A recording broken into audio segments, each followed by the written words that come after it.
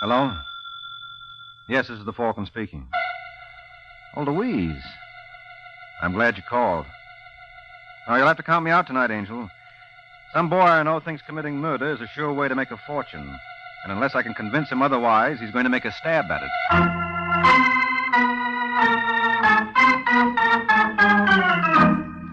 This is Jack Costello, friends, inviting you on behalf of the Kraft Foods Company to listen to the adventures of the Falcon, starring Les Damon. You met the Falcon first in his best-selling novels. Then you saw him in his thrilling motion picture series. Now join him on the air when the Falcon solves the case of the mighty muscle.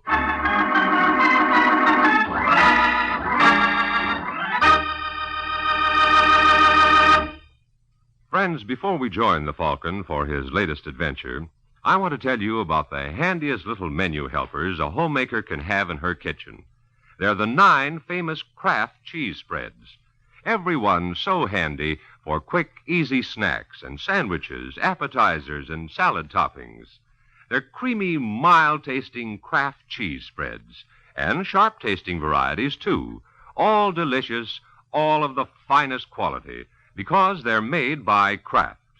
Tomorrow when you shop, get several of the 9 famous cheese spreads by Kraft.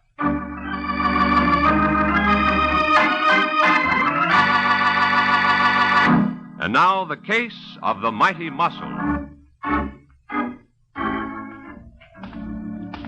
It's early Sunday morning, and the streets of Manhattan are deserted, save for a broad-shouldered young man named Al Compton, who strolls down East 86th Street and heads for home. But unknown to Mr. Compton, he has company.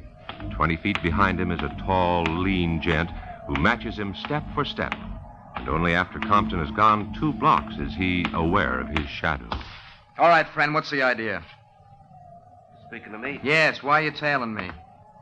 Tailing? Now, why should I want to do a thing like that? That's what I want to know. You're imagining things, Mr. Compton. Yeah? And how come you know my name? Oh, well, you're a celebrity. Everybody knows Ken Brady and the fella he's grooming to follow in his footsteps. Why, it's one of the big success stories of our time. Who do you think you're kidding? Okay, Compton, I'll put it to you straight. You going right home? Why? A friend of mine wants to talk to you. Who? Nick Daniels. What does Daniels want with me? Oh, then you've heard of the boss. Maybe.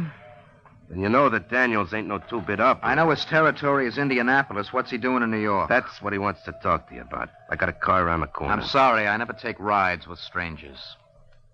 Look, Compton, as far as I'm concerned, you can keep on walking and heaven bless you. But Daniels said, Eddie, you bring Compton to my place, so you see the position that puts me in. That's your tough luck. Oh, no, friend. It's yours. Oh.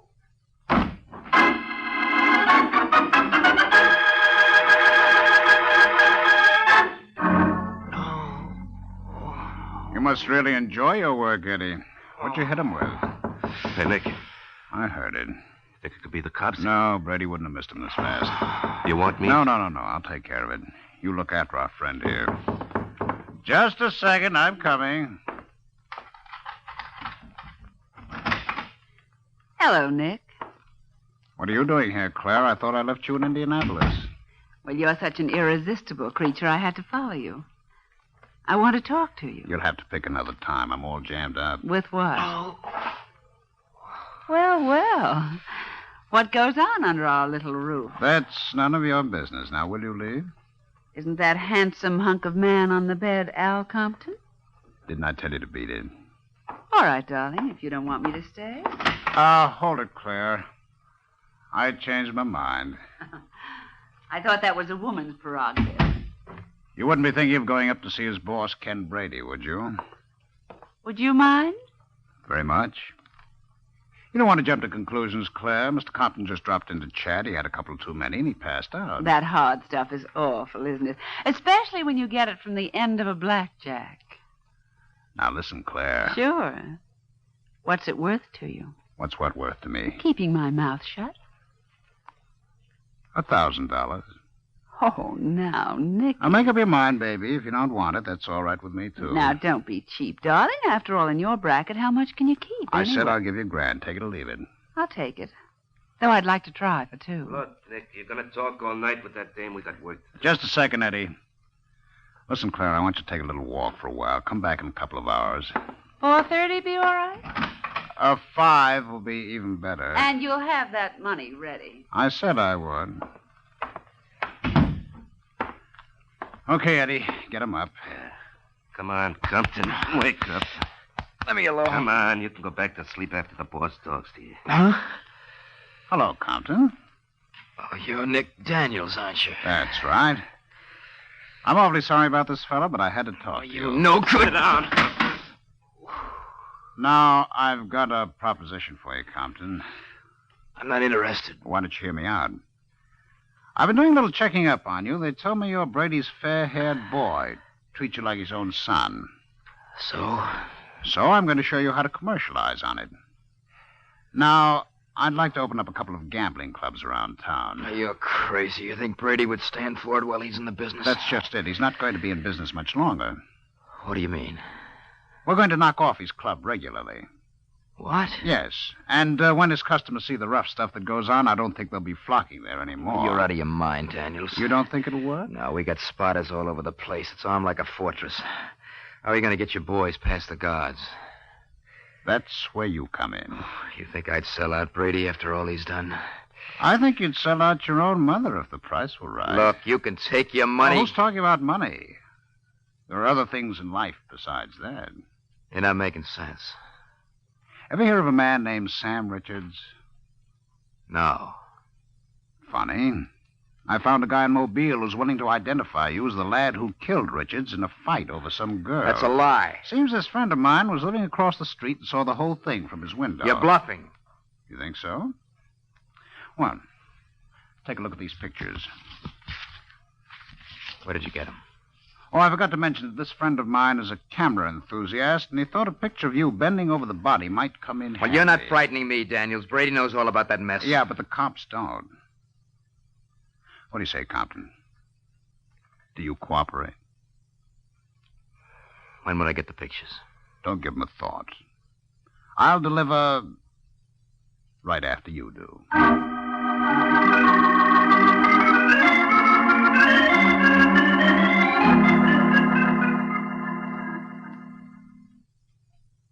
Sorry, Judy. So you see the spot I'm in. Either way, I'm a dead duck. What does this Nick Daniels have on you? Oh, that's unimportant. It can't be if you told him you'd cooperate. Listen, Judy, I swear all this happened long before I ever met you. Then why can't you tell me what it is? I just can't, that's all. Just take my word for it that Daniels wasn't sounding off.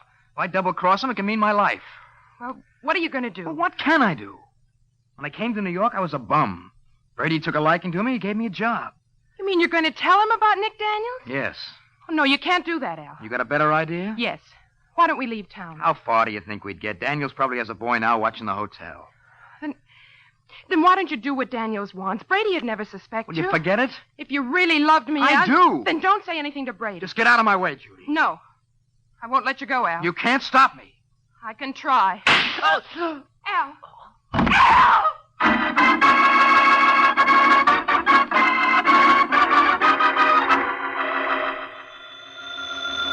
No way. There's nobody here. No. Yeah? Let me talk to Mike Waring, please. Ain't here. What's the matter, kid? Did I wake you? Oh, that's a pretty ridiculous question, Corbett. What do you want? That's no way to talk to a guy who's going to do you a favor. Look, Sergeant, I don't like guys doing me favors at 3 o'clock in the morning. Okay, Mike, if you don't want to meet her. What are you babbling about? I just picked up a little number who's out of her mind to meet the Falcon. You interested? Nope. She's blonde, 5'2". I said I wasn't in. Figure that would put Venus to shame. Oh. What's her name? Judy Wainwright. Never heard of her. You will. She just killed Al Compton. Ken Brady's boy? That's right. She wants to hire you. Is that why you called me? Yeah. Well, tell Miss Wainwright I'm not interested. Nah, you're being smart, Mike. What do you mean? Well, strictly between you and me and the guy who's hiding under your racing form, this little girl hasn't got a prayer. Not a chance, huh? No. She's up the well-known creek without a paddle. I bet the jury won't take 20 minutes to strap her into the chair. You want to hear the story she tried to give us? No, never mind, Sergeant. You always foul up a story. Tell Miss Wainwright I'll be over to hear it myself.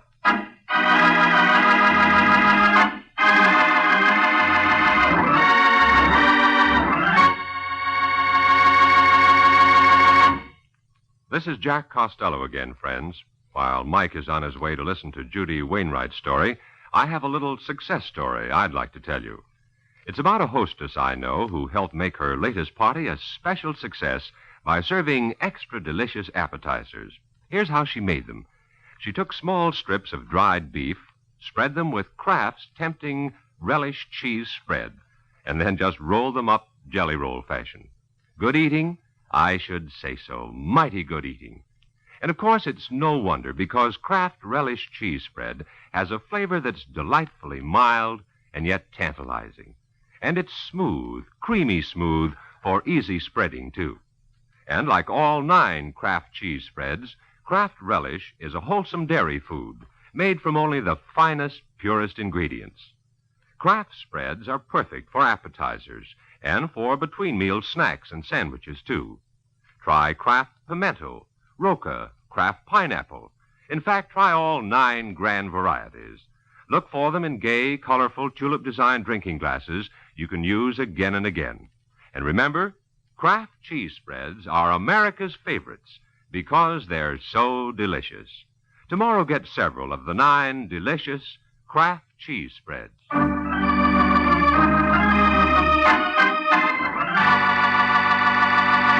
And now, back to the adventures of the Falcon. An hour has passed since Sergeant Corbett, acting at the behest of Judy Wainwright, got in touch with Mike Waring. And now at a local jail, while the Falcon listens, Miss Wainwright talks for herself. You've got to believe me, Mr. Waring. I didn't kill Al. Then how come you didn't see the murderer? Because my back was to the door. And you didn't hear it open? No. How do you explain the gun being found in the room? The killer must have thrown it in. Mm-hmm. And how did your fingerprints get on it? Oh, I don't remember. I was so dazed I probably picked it up without thinking. And you weren't so dazed that you couldn't pack a bag and head for the nearest bus line where the cops grabbed you. I tell you, I didn't know what I was doing. Mm-hmm. You had a fight with Compton, didn't you? No. I was crazy about it. Then how come the people next door heard you arguing? Corbett tells me they heard Compton say he was walking out on you and you wouldn't let him go. That's a lie. Did you or didn't you say you were going to stop him? What is this, a 3rd degree? Just what side are you on, Mr. Waring? I haven't decided yet. Well, if that's the way you feel, I'll get someone else. Falcon's not the only private detective in town. Okay, Angel. No hard feelings. Hey, Sergeant. No. Wait, Mr. Waring. Yeah? I'll tell you anything you want to know. Okay. Suppose we start with the last question I asked. Well, Al and I were arguing, but it wasn't over what you think. Al worked for Ken Brady. You're not telling me anything new. Well, late last night, a man came to Al with a proposition. Either Al helped him ruin Brady's club, or else. Or else what? I don't know. It was blackmail of some sort. Or what was Compton's decision? He was going to tell Brady the whole story, even though it meant his life. That's why I wouldn't let him go. Mm-hmm. And would you know the name of the party who tried to blackjack him into line? Yes. It was Nick Daniels. Oh, the gentleman from Indianapolis? I think so. Do you know him? No, but I've always wanted to. And this may be my chance. Hey, Sergeant, I want out.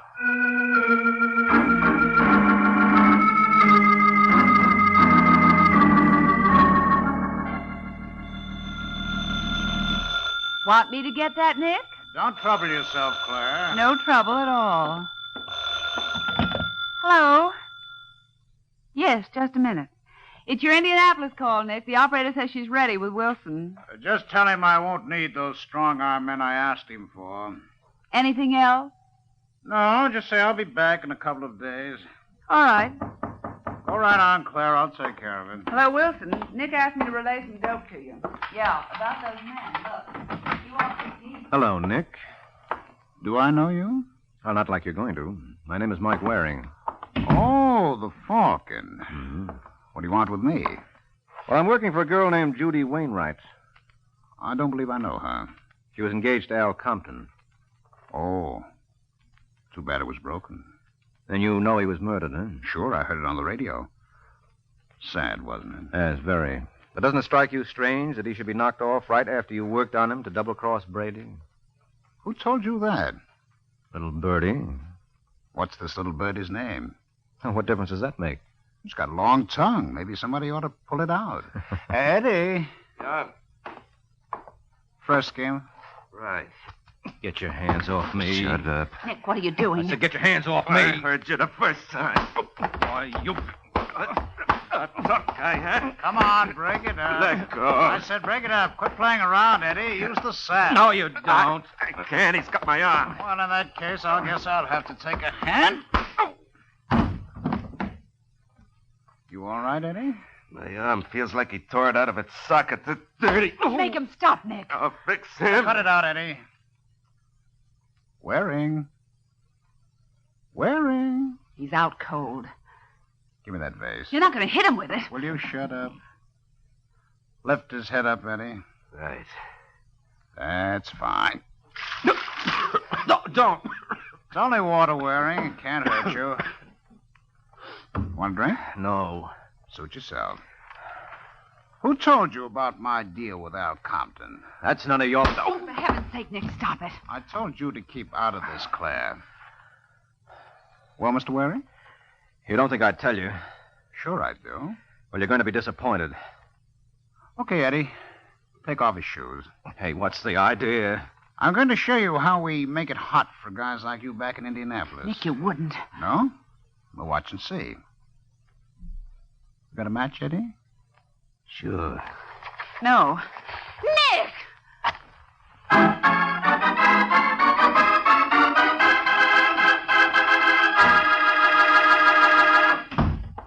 Well, He still ain't talking, Nick. what'd you come out for? Go back in there with Claire and work on him till he does. That's no use. He's out cold. From the looks of it, he will be for another 3 or 4 hours. Oh, that's fine.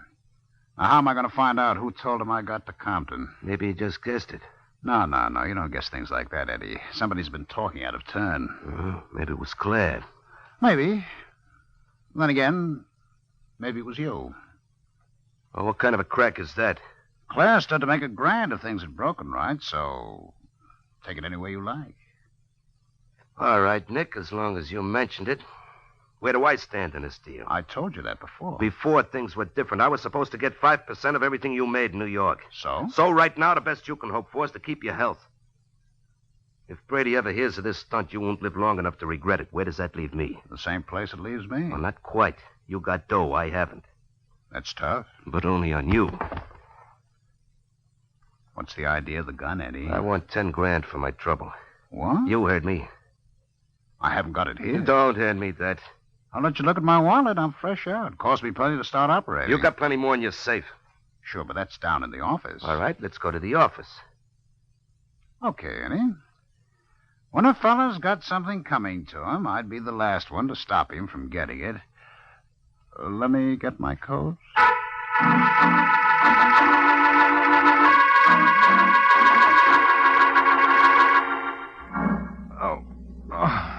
Take it easy, handsome. You're going to be all right. Who are you? You're not being very flattering, Mr. Waring. I was kind of hoping you noticed me when you first came in. Oh, I did. You had me worried for a minute. I thought I was slipping. And what time is it? 9:15. You mean I've been alone here for almost 3 hours? Not alone, honey. I've been keeping you company. Oh, lucky me. What's your name, Angel? Claire And what's the rest of it? Ames. Miss Claire Ames. Since when has it been Miss? Hmm? Wasn't so long ago you were wearing a wedding ring there. Who told you that? Oh, I'm clairvoyant. Besides, you still got a band of white on your left hand. Oh, Yeah, see how simple it is? Who was the lucky man? what difference does it make? Because I've got a feeling it was Nick Daniels. How did you know that? Oh, just a hunch. You still married to the guy? Yes, but don't give up hope, Hanson. I don't think it'll last. I've been thinking of Reno for quite a while. How would Nick like that? He wouldn't. How'd you get into this mess, anyway? Nick promised me $1,000 if I'd help him, and I needed the money. Mm-hmm. Did he and Eddie kill Al Compton? Use your head. What was their percentage? Compton was their boy. Well, where are they now? They left about 2 hours ago for Nick's office. What do they do with my shoes? Don't be a fool, Waring. You can't hobble around in your condition. You just lie still. I'll get a doctor. Oh, don't you bother. I'll live through it. Too bad I can't say as much for your husband.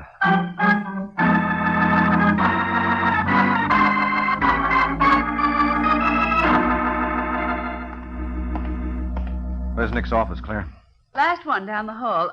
Look, Mike, what's your interest in this case? Well, isn't it obvious? I'm looking for Al Compton's murderer. Why? Because I've got a client named Judy Wainwright the police think did it. I see. Do you? Yes. So that's where the leak was, huh? That's how you knew that Nick approached Compton. Uh-huh. And the police think that your client is guilty. Yep. What makes you so sure she isn't? Oh, I don't know. Call it blind faith. I wish I could find someone to believe in me that way. Well, maybe we could work out a deal. Maybe. This the place? Yes. Who's the Star Trading Company? That's the name Nick is using in New York. Oh. Well, I guess there's nobody... What's the matter? I spoke too soon. The door's open. Where's the light switch? I've got it. Well, awfully careless of Mr. Nick Daniels to leave his office in this condition. Doesn't it strike you as being sloppy? No. Well, obviously, we both can't be looking at the same thing. And the first thing I noticed was that open closet. And the next thing I saw... Eddie! Yes, that's who it is, Claire. Well, what's wrong with him? Just to mention one thing, he's dead. Hand me the phone, Angel. I got to call the police.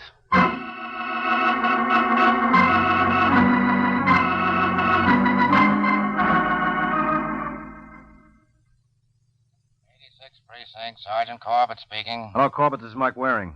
Well, where you been keeping yourself, friend? Your client's been asking for you. Now, you tell Miss Wainwright she's got nothing to worry about. I'll be down in 5 minutes with the proof that she didn't kill Compton. What do you call proof? I just found Eddie Nichols' body. Say that again? I just found Eddie Nichols' body. Nick Daniels' boy. Someone let him have a butcher knife right in the back. Where'd you find him? In Nick's office. How do you figure that clears Miss Wainwright? I'll explain it all when I see you, Sergeant. But it stands to reason the same party who killed Al Compton killed Eddie. I still don't see how that gives the girl an out. Oh, come off it. What's wrong with you, Corbett? Eddie's been dead for less than an hour. And for the last 5, you've had my client under lock and key. Guess again. Miss Wainwright raised 10 grand worth of bail at 7 o'clock tonight. That was 3 hours ago. You're joking. If you think so, wait till you hear the payoff. The guy who put up the dough is a gentleman named Nick Daniels. Ain't that enough to kill you?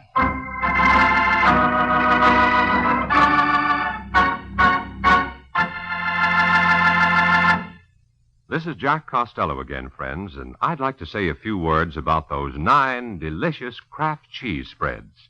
That's right, I said 9. There's a variety to please every taste. There are the creamy, mild-tasting ones like Kraft Pineapple Cheese Spread, Kraft Olive Pimento, and Kraft Relish.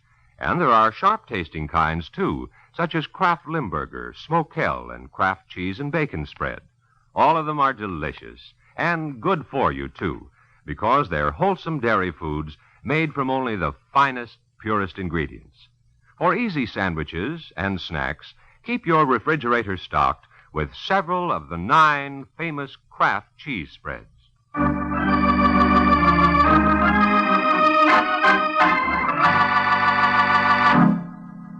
And now back to the adventures of the Falcon. A half hour has passed since Mike Waring received the news that Judy Wainwright's bail was furnished by Nick Daniels. And now, with the gorgeous Mrs. Daniels in tow, the Falcon tries to locate the good deeder. Listen, Claire. You're sure Daniels wouldn't go anyplace but this apartment? Well, it's either here or his office. But the doorman said he hasn't been back since he left. Yes. Obviously, he knew whereof he spoke. Well, I guess the only thing to do is to sit and wait. It seems like a smart idea. Want a drink? Don't mind if I do. Say when. When? Here's to what we both want. Wait a minute. Does Nick have a hotel suite anywhere? Not that I know of. Where could he have taken Judy? Why are you so worried about her? You don't know how important that little lady is in my scheme of things. You think she killed Compton and Eddie? Well, do you, Mr. Waring? Judy. Where's Nick?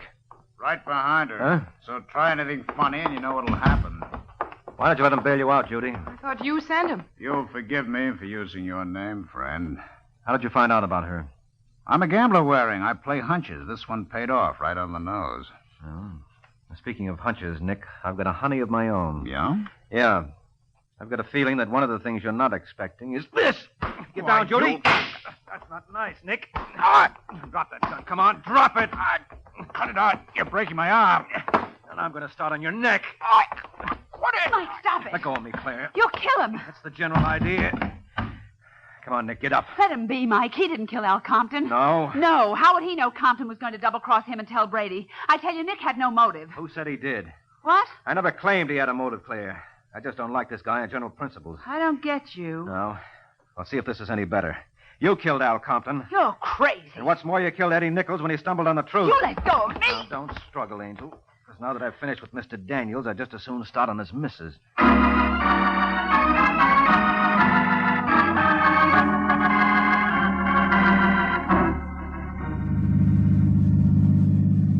So it was Claire who was the villain of the piece. Mm-hmm. But why did she kill Al? She had nothing against him. Well, that's what made this almost a perfect crime, Judy. She had no motive, but her husband did. You mean it was a frame? That's right, Angel. You see, if Claire played ball with her husband, all she stood to gain was $1,000. But if Nick went to the chair for the murder of Al and Eddie, then, as his widow... She stood to come into a fortune. Now, you got it. While I was out cold, she followed Eddie and her husband to the office, where she let Eddie have it. And you mean to tell me Nick just stood by and did nothing? What was your reaction when you saw Al die? Oh. As I recall, you were a little on the bewildered side. Yes, that's true. Well, the same thing happened to Nick. But didn't Claire say she was with you while Eddie and Nick were gone? What could you expect her to do, break down and confess? After that going over I got, I was in no condition to tell whether or not she was lying. Well, I still find it hard to believe she was in that hotel room while I was arguing with Al. Why? You were both so worked up you didn't notice the door open. Oh, now admit it. You're guessing. No, she had to be in that room, Judy. You see, she knew something she never could have known otherwise. That Al was planning to double-cross Nick by telling his boss the whole story. Now, Nick didn't know that. The only reason he was giving up the scheme of breaking Brady was that, with Al dead, it didn't stand a chance of working. Now, is it clear? I see. Good. I only wish there was some way I could pay you for all you've done. Oh, there is. How? Well, I don't think this is the proper time to go into that. Why not? Well, a private detective likes to keep his fees strictly between him and his client, and I've got a feeling we're being overheard. Wait till we're alone, huh?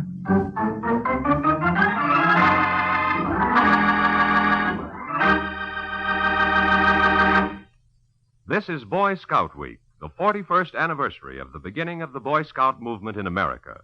All over the country, special Scout activities are in progress, including Scout open houses to which the public is invited. The Kraft Foods Company salutes the Boy Scouts and urges all America to support this character-building work among our youth. Why not get in touch with your local Scout organization this week? Drop in and get acquainted with the Scouts, their leaders, and their program.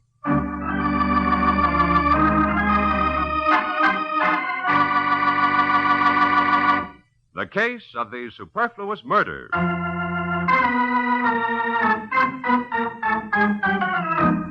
The Case of the Superfluous Murder. That's the title of next week's adventure of the Falcon, when Mike Waring learns that if a woman wants something badly enough, not even murder will stand in the way. So be sure to listen at this same time next week to another exciting adventure of the Falcon, brought to you by the Kraft Foods Company. The Adventures of the Falcon are based on the famous character created by Drexel Drake, produced by Bernard L. Schubert, written today by Gene Wang, and directed by Richard Lewis. Music was by Arlo. Les Damon was starred as the Falcon, with Ken Lynch as Sergeant Corbett. Be sure to hear The Great Gildersleeve next Wednesday evening over most of these stations. In next Wednesday's broadcast, Gildy comes face to face with an hilarious problem and solves it in a way that will keep you laughing for days. Remember the show, the time, and the place. The Great Gildersleeve, next Wednesday evening over most of these stations. Check your newspaper for time of broadcast. This is Jack Costello speaking for the Kraft Foods Company. Groucho Marx joins Tallulah Bankhead's big show today. Be sure to hear it on NBC.